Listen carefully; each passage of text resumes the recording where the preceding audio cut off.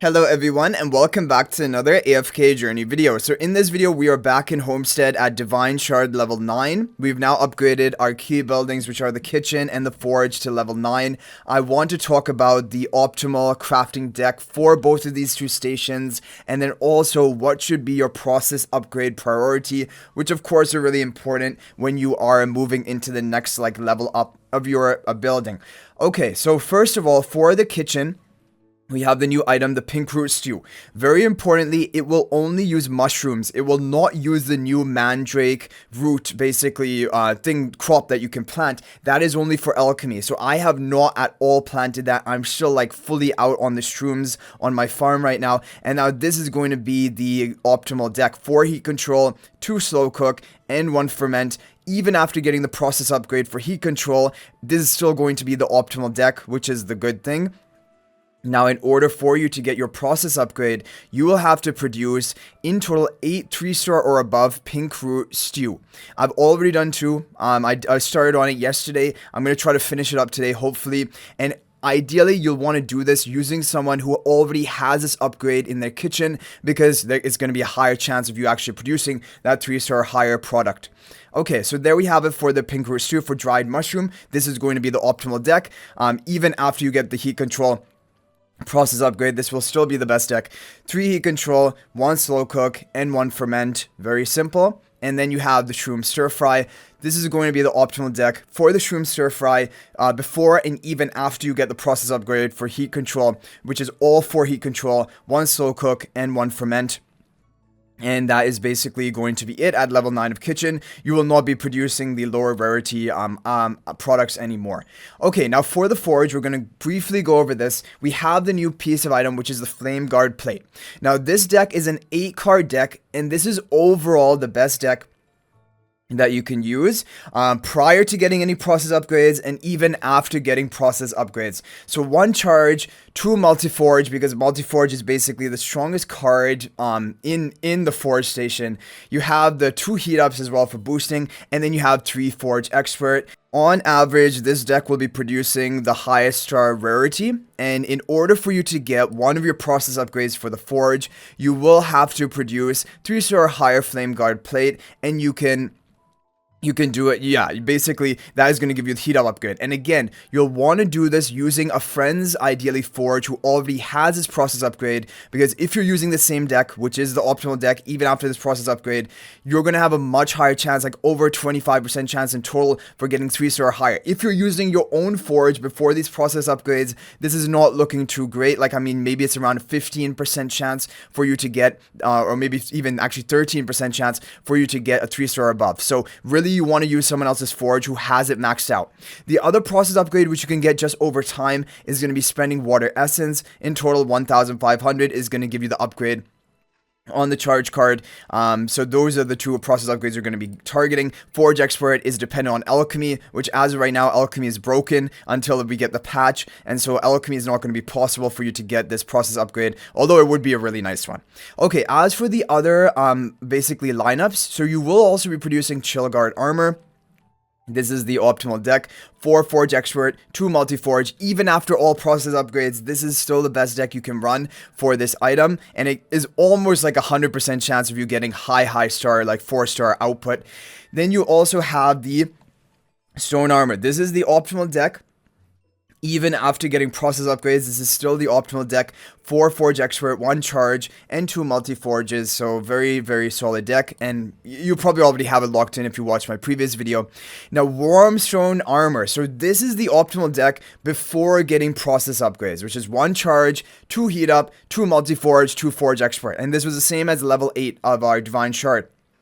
However, when you get your process upgrades, heat up and charge both, then your optimal deck will be removing 1 heat up and throwing in a 3rd forge expert. So this is the new optimal deck after you get your process upgrades for heat up and charge. But until you get that, for me, I don't have that yet, you want to be running this lineup, which is double heat up. Because basically the heat up upgrade is going to power up your heat up card, and then you can go with only 1 of them and 3 forge expert. But for right now, you need to go for that high roll potential. You need to run for double heat up, and that is why this is the optimal deck. But either way, that's just a small kind of min-maxing thing only after getting process upgrades. But basically this one, use this deck and use it in someone else's forge who has an upgraded forge with the process cards. It's just going to make your life a lot easier for you to get your process upgrade. So in this video, I'm not even going to bother with Alchemy because I've still left it at level 8 and there's no point of upgrading Alchemy as of right now until we get the patch which will make Alchemy actually process upgrades obtainable. When we can make those, then we can produce high store quality even Alchemy products, and that can help us get our other process upgrades, like for example the Forge Expert we need here. But for right now, Alchemy is broken, so I'm not even going to bother basically talking about it. We will make an updated video of course of Alchemy when we get that patch onto the global server of how you want to optimally progress. Okay guys, we are now going to visit Caprino's kitchen because he has a process upgrade on his kitchen. He's very far progressed in Homestead. Honestly, I wouldn't even be surprised if he has his process upgrade on Forge.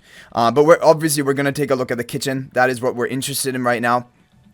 And we're going to try to get 6 more of these pink root stews. Now, very important, first of all, you're going to need a lot of charcoal, which requires wood, and wood is such a limited resource, and so like that is why I can't just produce unlimited. Even though I have plenty of shrooms, I have plenty of Himalayan salt, or is it pink salt, whatever it is, and then you have this water essence. I have plenty of it all, but charcoal is a limiting factor, and that's why I'm not going to be able to produce like even the full 20. But we're going for, and when you're going for this, go 1 by 1. Do not go for it 10 times, 5 times, because if you get unlucky, you just wasted all of your resources and your friend's kitchen.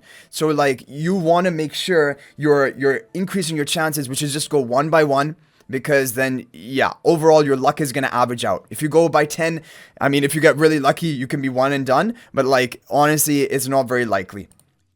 Okay, so let's just go 1 by 1. Obviously, you need the ferment and the slow cooks to activate earlier if you want any chance of getting a 3-star above. If they do not activate early, look at that, right? We got the late slow cooks, we got the, and that is just not going to allow you to get the 3-star. So this is the RNG element of it. Even with the upgraded heat control, it maybe is like a 30-40% chance of you getting 3-star above. So like, if you get the early slow cooks, you can really make it happen. And if you get enough heat control procs, but you need all of those things to line up. And like, even this one, it doesn't really look good enough. Maybe we can get a 1-star, but like not enough for a 3-star. So there you have it already. We've already done 2, and notice not either one of them has actually managed to do what we need for the process upgrade. So if you get just really unlucky, you can actually get stuck, and that's why you just want to go 1 by 1, try to even out your chances rather than going for multi at one time. Okay, at least we're getting 1-star, which, I mean, it's a little bit good. It's like the what is it called, consolation prize, because at least we'll get some wish points when we have to deliver it. But like, you really want the 3-star, otherwise you're just delaying your own process upgrade. Again, we're getting the late slow cooks, which is not optimal. At least we're hitting the 1-stars. Like, the slow cook are not right at the end, but you need the early, like in the first 3 cards, basically slow cook. There we go, early slow cook. That's perfect. Okay, we might be set up here if we can get another slow cook really late, but I don't know, it might just not happen. Yeah, I think this might be not even a 1-star. So this is crazy, right? You're seeing the luck. Like, we've got unlucky so far, but I got a little bit lucky yesterday. And that is just terrible. Absolute worst outcome. So yeah, it can get very demoralizing and demotivating. And like, even if you're running your own kitchen and you get good RNG, like if we were running on my own kitchen without these upgrades and I just got better RNG, I would have probably hit at least 1 or 2 by now. So even if you're running for the friend's kitchen who has it maxed out, you're not guaranteed by any means. You still need luck to line up in your favor. And we get a late ferment here. Yeah, this is not, this is not looking good at all. But yeah, it's just a matter of time. Eventually luck will come around. Or at least slow cook. Okay, we need to get at least 1 in this video. Please, make this the 1. Okay, finally we got a 3-star, and it's gonna be a 4-star as well. Like, there's even honestly all you need. Some heat control procs, early slow cook. We didn't even get the optimal setup. Like, this was nowhere near an optimal setup, but still we managed to get it done. So at least we're 3 out of 8, but we need 5 more. And I have my granny because 10% chance of refunding materials when cooking. Because if I can get some of that charcoal back, I can get some extra crafts in without having to wait for my lumberyard to produce all of the wood itself. So we need a lot of heat control procs here if we want a 3-star. No, only a 1-star, unfortunately. It's rough. It seriously is rough out here. getting these process upgrades. Early ferment, I mean, is technically good, but too late slow cook, it's not good enough. But this is our final one. We're running out of charcoal. Early slow cook. Okay, please make it happen. Another slow cook. We need a lot of heat control procs. No, we don't get it. Yeah, you kind of need the ferment. You need the slow cook. Anyway, that is good. So we have done 18 crafts.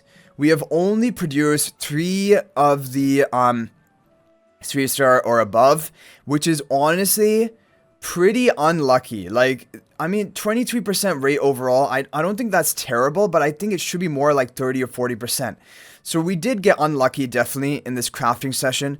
There's no doubt about that, but that's going to happen sometimes. I'm just curious to see, does he have an upgraded forge? Because maybe if you guys want to send him like a borrowing request, then you'll be able to at least see this.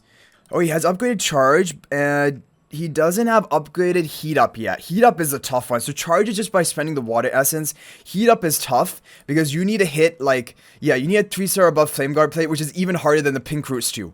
It's even harder than the pink root stew, but probably Caparina will have it maybe by tomorrow. And I'm probably going to have it like maybe day after tomorrow or something like that. Okay guys, but anyway, this is basically what you want to do. Prioritize this heat control upgrade on the pink root stew. Just try to produce as much as you can. Use someone else's kitchen who has a process upgrade already. And just get your heat control boosted. It is going to be the best return for you because it's going to boost all of your production in your kitchen. Yeah, so that is basically the thing. Now for the orders, what I recommend doing, I abandon orders a lot, and I just try to look for your kitchen products.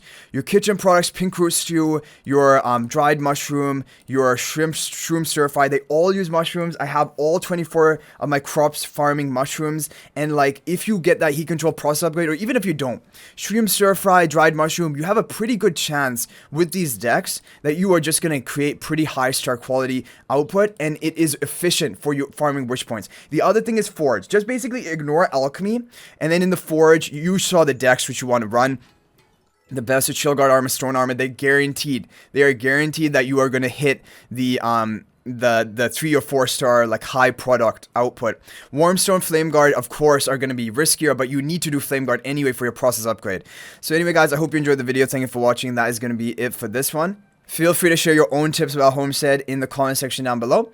But thanks for watching. If you're not already subscribed to our YouTube channel, please smash that subscribe button. Also, feel free to join my AFK Journey Discord server. There's a link to that in the description of this video. And finally, if you're thinking about making a purchase in AFK Journey, please use my affiliate link for the official Farlight store. There is a link to that in the description of this video and a pinned comment. This is the best way you can support me at no extra cost to you. So thanks for watching. I'll hopefully see you in the next video. And until then, everyone, peace out for now.